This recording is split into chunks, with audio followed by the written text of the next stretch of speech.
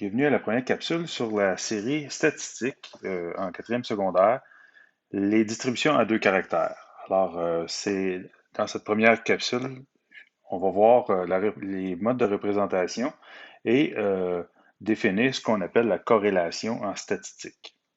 Alors, commençons par des rappels, des définitions qui sont en fait des notions antérieures qui vont nous permettre de mieux comprendre ce qu'on va faire. Alors ici à l'écran, j'ai deux représentations dont je vais parler bientôt, qui sont en fait qui sont des nuages de points.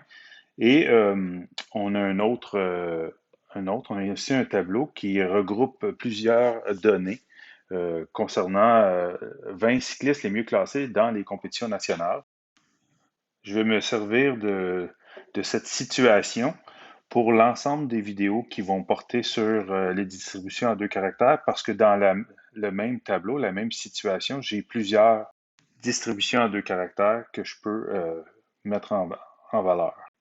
D'abord, avant de parler de distribution à deux caractères, c'est bien de se rappeler ce qu'est un caractère. Alors, un caractère, c'est un aspect étudié dans une distribution statistique. Alors ici, les caractères, on a la taille, la masse, l'âge, l'expérience en année, le temps moyen d'entraînement hebdomadaire, la vitesse moyenne, la vitesse de pointe, la puissance de pointe et enfin le rang national. Ce sont les divers caractères étudiés. Ensuite de ça, il y a l'aspect qu'on appelle soit l'unité statistique ou l'individu. Alors, dans ce tableau, ce sont des données anonymisées, c'est-à-dire qu'on n'a pas le nom des cyclistes. Euh, on fait souvent ça, donc c'est pas nécessaire de connaître le nom, mais des fois on va le faire. Alors ici, on a numéroté les individus de 1 à 20. Alors on voit que le tableau est ordonné en fonction du numéro d'individu. On appelle aussi ça l'unité statistique. Alors, l'individu 8 est une unité statistique. Et donc, sur l'individu 8, on a une gamme de statistiques. On appelle l'ensemble des individus ou l'ensemble des unités statistiques, on appelle ça une population. Alors ici, la population statistique sont nos 20 cyclistes les mieux classés dans les compétitions nationales. Alors, ce sont des données fictives, mais inspirées de la réalité, dont je vais me servir pour pouvoir illustrer l'ensemble des notions qu'on a à voir cette année. Donc, on appelle une distribution à deux caractères l'étude simultanée de deux caractères ou qu'on appelle aussi des variables statistiques. Pour chaque individu ou chaque unité statistique, on obtient un couple. Alors, par exemple, dans ce que je vais utiliser dans un instant, je vais mettre en relief, je vais mettre en relation la vitesse de pointe par rapport à la puissance. On peut se demander, est-ce que un cycliste qui a une bonne vitesse de pointe a nécessairement une bonne puissance aussi? Est-ce que ça va de pair? Alors, on va faire ça pour plusieurs données. Par exemple, ce qu'on peut se poser comme question, est-ce que nécessairement un cycliste plus grand est nécessairement plus lourd? Est-ce que un cycliste qui s'entraîne plus va avoir un meilleur rang national? Et on va chercher à répondre ça, non pas en regardant certains individus pour dire, ah ben celui-là, il semble mieux s'en tirer. On va essayer de voir, on va regarder ça d'un point de vue statistique. Bien qu'on n'ait que 20 unités statistiques, on va être capable de tirer des bonnes conclusions et ça va nous donner des bonnes habitudes pour être capable de voir une situation dans son ensemble et non pas à chercher à regarder des points particuliers. Donc, il faut éviter justement les généralisations à partir de cas particuliers et c'est ce que les statistiques vont nous apprendre. Alors d'abord, on vient de dire qu'une distribution à deux caractères, c'est lorsqu'on étudie deux caractères simultanément. Alors, on va faire un couple de caractères et lorsqu'on utilise, donc on appelle ces caractères-là aussi des variables statistiques. En statistique, c'est important de le mentionner, on utilise les lettres majuscules pour parler des variables. Alors, si on appelle la première variable la variable x et la seconde la variable y. On ne peut pas parler ici de variables dépendante et indépendante, parce que ça n'a pas de sens de considérer qu'une chose dépend de l'autre nécessairement. On va appeler une qui est la variable explicative et l'autre la variable réponse. Parce que, par exemple, Parlons avec l'exemple que nous avons là. Si on parle de la vitesse de pointe et de la puissance, qu'est-ce qui serait dépendant de quoi? Est-ce que un cycliste est puissant parce qu'il a une grosse vitesse de pointe ou au contraire, il a une bonne vitesse de pointe parce qu'il est puissant? Vous comprenez tout de suite ici qu'il n'y a pas vraiment une qui est meilleure que l'autre. Alors, ça dépend du point de vue. Alors, variable explicative et variable réponse, c'est comme ça qu'on va les appeler. Maintenant, on les nomme en majuscules parce qu'en réalité, ce n'est pas comme lorsqu'on est habitué de faire de l'algèbre ou de l'analyse de fonctions. On n'a pas une variable qui peut prendre une seule valeur, mais la variable va prendre plusieurs valeurs. Par exemple, si je dis que dans mon exemple ici, je vais prendre x, qui est ma variable, que je vais appeler la vitesse de pointe. Vous comprenez que j'ai pris x, mais je pourrais très bien l'appeler grand V. Alors, vitesse de pointe en kilomètres par heure. On n'est pas obligé d'utiliser X et Y, c'est ce qu'il faut retenir. Et la puissance de pointe, on va dire que c'est Y. Puissance de pointe en watts. Alors, différemment de ce qu'on retrouve d'habitude, quand on va considérer le couple X-Y, on n'aura pas une seule possibilité. Alors ici, on voit bien que la vitesse de pointe, ce sont toutes ces données-là qui font partie de la vitesse de pointe et toutes ces données-là qui font partie de la puissance de pointe. Alors, ce n'est pas une seule, un couple unique. Donc, c'est un couple qui représente plusieurs données. Alors, en réalité, X, c'est une liste de plusieurs données. Mettons qu'on va l'appeler X1, la première donnée, X2, jusqu'à, dans notre cas, on a 20 unités statistiques, 20 individus, on a X20. Et Y, ben, c'est la même chose, on aurait Y1 jusqu'à Y20. Bien important, on ne défait pas les couples. Par exemple, si je prends l'unité statistique numéro 9, alors individu 9, on aurait, pour ces deux données-là, 9, on aurait 63 et 400. Alors, pour l'individu 9, je pourrais dire que X9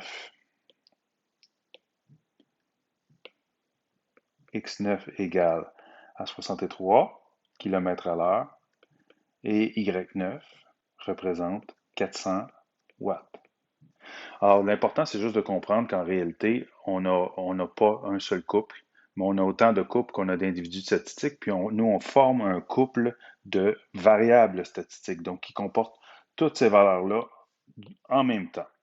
Alors, revenons à notre distribution à deux caractères. On a dit qu'on s'intéresserait à la vitesse de pointe en fonction de la puissance. Alors, toutes les autres données ne sont pas utiles dans ce cas-ci. C'est des données qui viennent un peu polluer ce qu'on veut voir. Si on veut vraiment se concentrer sur ces deux-là, on aurait besoin, dans le fond, de l'individu. On veut savoir quel individu, la vitesse et la puissance. On pourrait faire un autre tableau.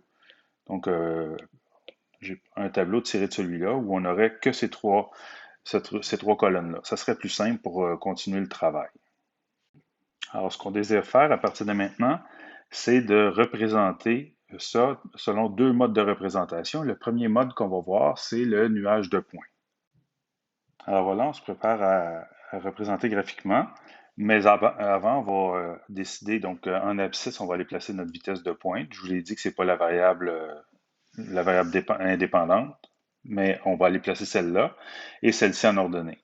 Alors déjà, on s'aperçoit que les données ne sont pas en ordre. C'est bien important, si jamais vous les refaites, de les remettre en ordre, de ne pas défaire les couples. Alors l'individu 8 et une vitesse de 62 qui va avec 452. On ne refait pas l'ordre. Bien important. Bon, c'est sûr qu'il va falloir déterminer notre étendue des données, donc la plus petite donnée et la plus grande, de façon à pouvoir le placer. Donc la plus petite donnée, ici, au niveau de la vitesse de pointe, c'est 54 km/h. On voit que c'est quand même très uniforme chez l'élite. Et on a 63 km/h, il me semble, qui est comme la vitesse maximale. Alors déjà là, en abscisse, j'ai besoin que de 54 à 63. J'ai pas besoin de graduer à partir de zéro. Bien sûr, il faut toujours placer l'origine. Alors, on va briser l'axe des abscisses. On va faire la même chose pour l'axe des ordonnées. Donc, ici, on s'aperçoit que la plus petite donnée au niveau de la puissance, ça semble être dans les 356 ici, 356 il me semble, ou 354. Bref, la plus petite, c'est dans ces eaux-là, et la plus grande, on est dans de l'ordre de 452. Fait qu'on a, grosso modo, une étendue d'à peu près 100. Alors, encore une fois, on va briser l'axe parce qu'il n'y a rien qui se passe avant d'arriver vers 350. Alors, on brise chacun des deux axes, on gradue, et on n'oublie pas de se donner un titre. Alors voilà, un petit rappel, lorsqu'on fait un graphique, dans ce cas-ci un nuage de points, on cherche à occuper le maximum d'espace possible pour notre graphique. Donc éviter de graduer de façon à avoir occupé seulement le bas du graphique ou la partie gauche ou seulement le coin droit, supérieur droit. Donc on gradue de façon à étendre nos données pour chacun des deux axes. Ce qui va faire en sorte que nos points qu'on va aller placer, ici on va aller placer des points, vont occuper l'espace et non pas un nuage seulement dans un petit bout. Alors, l'information, il faut que ce soit très visible. Alors, un rappel, cette colonne, c'est l'individu statistique, ce n'est pas une donnée. Alors, c'est pour l'identifier. On aurait pu les appeler A, B, C, D, E, F, et ainsi de suite, ou leur donner des noms carrément, parce que ce sont des cyclistes qui ont des noms. Et ensuite de ça, c'est la partie la plus simple. Il s'agit de placer les points. Donc, le premier point, la vitesse de pointe de 58, atteinte en même temps qu'une puissance de pointe de 391. Alors, on va aller placer ça du mieux qu'on peut. Alors, 58, 391. Alors, disons environ ici. Voilà. Et là, ce qu'on peut faire, c'est pas obligatoire, mais ce qu'on peut faire, c'est aller indiquer l'individu statistique. On dit que ça, c'est le premier cycliste qui est placé là. Ensuite de ça, on fait la même chose pour chacun des autres. Alors, 54, 369. Alors, 54, 365, 369, disons que c'est environ ici. Oups, c'est pas dans la bonne colonne. Alors, plutôt ici. Et c'est l'individu 2. Et on fait comme ça pour chacun des 20 cyclistes. Alors, voilà un coup complété. On s'aperçoit donc que, là, j'ai nommé mes 20 individus statistiques. C'est pas nécessaire, je vous l'ai dit. Ça alourdit un petit peu, mais ça nous permet de comprendre quel est quel et à la limite de corriger des erreurs si elles sont présentes. Et là, ça va nous permettre de parler de corrélation, en premier lieu, de corrélation linéaire. Alors, la corrélation, c'est l'intensité du lien, quand il existe, entre deux caractères étudiés en statistique. Alors ici, on a la vitesse de pointe et la puissance. On se demande s'il y a un lien entre les deux. On pourrait dire généralement que oui. On s'aperçoit que généralement, les cyclistes qui ont une moins grande vitesse de pointe ont une plus petite puissance. Pourquoi on peut dire ça? C'est sûr qu'on pourrait toujours sortir l'exception. Mais on peut dire, par exemple, le cycliste 20 a une bonne puissance quand même s'il y a une faible vitesse de pointe. Et on pourrait dire que le cycliste 9 a une grande vitesse de pointe, mais pas une si grande puissance que ça comparé à d'autres individus. C'est ça qu'il faut éviter. Alors, il faut éviter ce genre de chercher les cas particuliers, mais plutôt regarder la situation dans son ensemble. Regardons, dans son ensemble, on peut dire que globalement, plus un cycliste va vite, a une vitesse de pointe grande, plus sa puissance est grande. Alors, on voit une tendance comme celle-là. Donc, on appelle ça une corrélation positive. Lorsque les deux variables vont dans le même sens. Plus on augmente la vitesse, plus la puissance augmente. Alors, corrélation positive. On verra des cas où c'est l'inverse. On a une corrélation négative. Plus une chose augmente, plus l'autre diminue, et vice-versa. Alors, le but, ce n'est pas de travailler à fond la corrélation dans le cadre de cette première capsule, mais plutôt de la définir. Et on la voit assez bien quand même dans un nuage de points. Le deuxième mode de représentation qu'on va faire pour exactement la même distribution statistique, c'est un tableau à double entrée. On fait ça à l'instant. Alors, on appelle un tableau à double entrée un outil qui permet d'organiser les données d'une distribution à deux caractères. Donc, c'est similaire au tableau qu'on utilisait organisé en classe que vous avez vu l'an dernier, qui servait à préparer un histogramme. Alors, un histogramme, ça prépare, on voit les effectifs en fonction de l'autre, donc du caractère étudié. Ici, ce n'est pas ça qui nous intéresse, c'est de voir le caractère étudié par rapport à l'autre caractère étudié en même temps. On va aller placer les effectifs d'une autre façon. Alors, on va commencer par la même chose qu'on faisait l'an passé. On va aller déterminer nos deux variables. Ben, cette fois-ci, deux variables. L'an passé, c'était une. Et on va la diviser en classes. On s'est dit que la vitesse de pointe était notre variable explicative et y notre variable réponse. Donc, abscisse et ordonnée si on veut faire simple. Alors, on va faire un tableau à double entrée représentant la vitesse de pointe selon la puissance. Donc, le titre du tableau, c'est la même chose que le titre du graphique. Alors, voilà pour le titre. Ensuite, on va placer toujours notre variable explicative ici, puis notre variable réponse là. Alors, ça, c'est quand on n'a pas de contexte. Nous, on a un contexte, on va aller les identifier. Donc, vitesse de pointe en kilomètres à l'heure et l'autre, la puissance. Alors, voilà. Pour ce qui est de la vitesse de pointe, on a notre étendue des données. On l'a déjà fait tout à l'heure lorsqu'on a eu à graduer. Donc, il a fallu se décider. Donc, la plus petite valeur, on avait dit que c'était 54. Et la plus forte, c'est 63, il me semble. Voilà. Alors, on va aller déterminer des classes. Alors, c'est le même principe que l'an dernier. Alors, on va déterminer un certain nombre de classes et elles sont toutes de largeur équivalente, donc d'étendue équivalente. Une donnée ne peut pas être dans deux classes différentes, alors on la place dans une... Elles sont mutuellement exclusives, les classes. Ça veut dire qu'une donnée ne peut pas se retrouver à deux places. Alors, par exemple, si je fais la classe des vitesses de 54 à 56 km/h exclus. Ensuite de ça, ben, j'ai inclus mon 56 km/h dans la deuxième classe et elle doit avoir la même largeur, c'est-à-dire 2, 58. Et ensuite, 58 est là jusqu'à 60. 60 à 62. Alors, il n'y a pas de recette précise. On essaie de ne pas faire trop de classes inutilement, de ne pas avoir des classes qui ne contiennent, de classes qui peuvent rentrer en conflit avec une autre classe. Sinon, c'est pas mal ça. Même chose pour la puissance. Alors, on y va avec des classes de même largeur. Je vais me fier à ce que j'avais fait tout à l'heure, les décisions que j'avais prises pour graduer. J'avais fait des graduations à bond de 20. Alors, je trouve que c'est une bonne idée de poursuivre comme ça. 375 à 395 exclus, que je vais inclure ici, jusqu'à 405. 415, dis-je. 415 à 435.